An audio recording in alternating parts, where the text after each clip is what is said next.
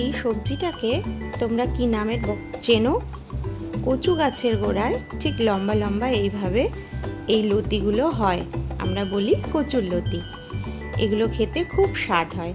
আমি এগুলোকে কেটে গরম জলে ভাপিয়ে নিয়েছি। এমনভাবে ভাপ দিতে হবে যাতে একেবারে গলে না যায়, আবার সুন্দর সেদ্ধও হয়ে যায়। আজকে আমি রান্না করছি খুব সাধারণ দুটো ইনগ্রেডিয়েন্টস দিয়ে। প্রথমে আমি এখানে কড়াইতে তেল গরম করে কালো জিরে ফোড়ন দিয়েছি। কিছু চিংড়ি মাছ আমি এর মধ্যে দিয়ে দিলাম। চিংড়ি মাছগুলো এখন একটু লাল লাল করে ভাজবো। আগে চিংড়ি মাছ ভেজে তুলে নেওয়া যেত, কিন্তু আমি একটু শর্টকাট পদ্ধতিতে রান্না করছি। একবারে আমি বসিয়ে দিয়েছি। এখানে আমি অনেকটা রসুন আর শুকনো লঙ্কা সুন্দর করে বেটে নেব।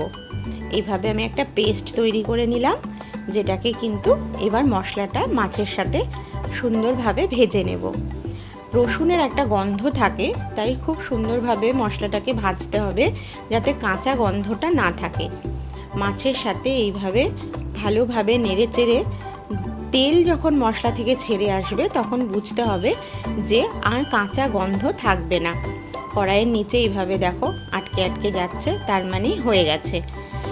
এই কচুরলতিগুলো দিয়ে খুব বেশি নাড়াচাড়া করা যাবে না, তাহলে কিন্তু এগুলো ঘেটে একদম পেস্টের মতন হয়ে যাবে।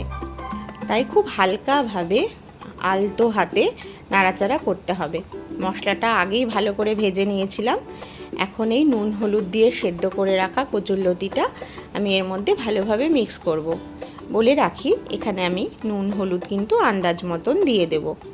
হালকাভাবে নাড়াচাড়া করে ওই মশলা ধোয়া বাটিতে সামান্য জল, খুব বেশি জল দিয়ে সেদ্ধ করার দরকার নেই, কারণ চিংড়ি মাছও নরম আর কচুও আমি ভাপ দিয়ে নিয়েছি।